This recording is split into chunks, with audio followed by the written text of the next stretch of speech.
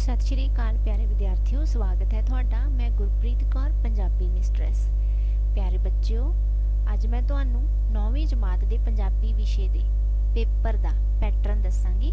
तुसी सारे ने ध्यान नाल सुनना है। सब तो पहला तुहाडी सुंदर लिखाई दे लई 5 अंक ने जो वो राखवें रखे गए ने, इसलिए अपना पेपर सुंदर लिखाई दे विच लिखना है। दूसरा प्रश्न तुहानू आवेगा वस्तुनिष्ठ प्रश्न, जेड़ा कि 3 नंबरां दा होवेगा। 15 प्रश्न होणगे, हरेक प्रश्न 2-2 नंबर दा होवेगा। कुल 30 नंबरां दे वस्तुनिष्ठ प्रश्न तुहानू आउणगे। तीजा प्रश्न है प्रसंग सहित व्याख्या।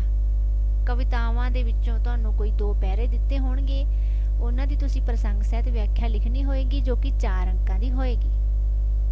कवितावां दे केंद्री भाव 3 नंबर दे होणगे, 1 केंद्री भाव तुसी लिखना होएगा। वार्तक वाले पाठां विचों जिहड़े प्रश्न उत्तर तुहाडे तो पूछे जाणगे, वो 2 प्रश्न पूछे जाणगे, 2-2 नंबरां दे होणगे, कुल 4 अंक। किसी एक कहानी का सार लिखण दे लई कहा जावेगा ते इस दे 5 अंक होणगे। कहानियां दे विचों प्रश्न उत्तर पूछे जाणगे, 2 प्रश्न तुसी करने होणगे, 2-2 नंबरां दे अते 4 अंकां दे।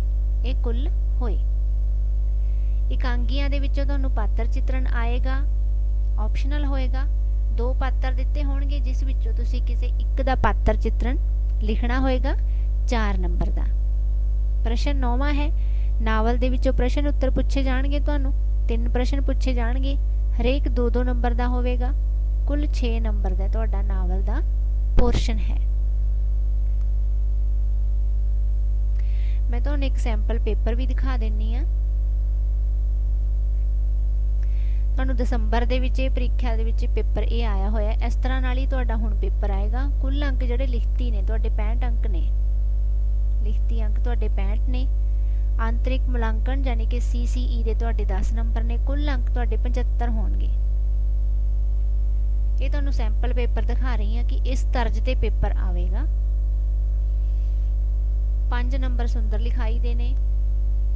वस्तुनिष्ठ प्रश्न जिवें इस तरह नाल आउणगे, जिस तरह कि बहु विकल्पी प्रश्न ऑप्शनल 4-4 ऑप्शनस दित्तियां होणगियां, कोई एक ऑप्शन नूं तुसीं टिक करोगे। मिलान करो, सही गलत चुनो। ये सारे क्वेश्चन कुल मिला के तुहाडे किन्ने अंकां दे होए? 30 अंकां दे। ते 15 प्रश्न ने ये 3 भागां दे विच आ गए। बहु विकल्पी, मिलान करो अते सही गलत। नैक्सट जिहड़ा हैगा, जिवें मैं तुहानू दस्सिया कि किसी एक काव टोटे की तुसीं प्रसंग सहित व्याख्या करनी होएगी। ये तुहानू कविता दे विचों एक काव टोटा दिता होया, 2 दिते होणगे, जां है ऑप्शनल है। दोनां दे विचों एक जिहड़ा तुहानू वधिया आउंदा है, वो तुसीं अटैम्प्ट करोगे। प्रसंग सहित व्याख्या, प्रसंग दे विच तुसीं लिखोगे कि ये कविता किहड़ी है, की इस कविता का सिरलेख है, किहड़े कवि ने इसनू लिखिया है, ते साडी किहड़ी पाठ पुस्तक दे विचों इसनू लिया गया है। ये सारा कुछ प्रसंग के तहत आउंदा हुंदा है। ते व्याख्या दे विच तुसीं इस दे सरल अर्थ लिखोगे। अगे किसी एक कविता का केंद्री भाव आवेगा। 2 कवितावां तुहानू दे दित्तियां जाणगियां। किसी भी एक कविता का जिहड़ा तुहानू वधिया आउंदा है, उसका केंद्री भाव तुसीं लिख देना है। 3 मार्क्स का है। अगे वार्तक वाले जिहड़े लेख दिते होए आपां नू, उन्हां दे विचों तुहानू प्रश्न पूछे गए है, जिस दे विचों तुसी कोई 2 प्रश्नों के उत्तर देवोगे। 4 कुल प्रश्न तुहानू दिते हुए ने। 4 दे विचों जो भी 2 प्रश्न तुहानू वधिया आउंदे ने, उन्हां दे तुसी उत्तर दोगे। अगे है कहानी। किसी एक कहानी का तुसी सार लिखना होएगा। 5 अंक तुहानू इसदे मिलणगे। अगे कहानियां दे विचों प्रश्न आ गए बच्चों।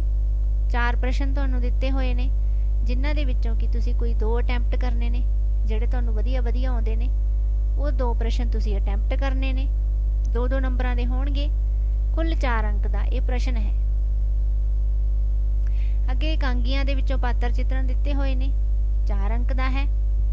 ऑप्शनल है, 2 दिते होणगे, कोई एक तुसी करना होएगा।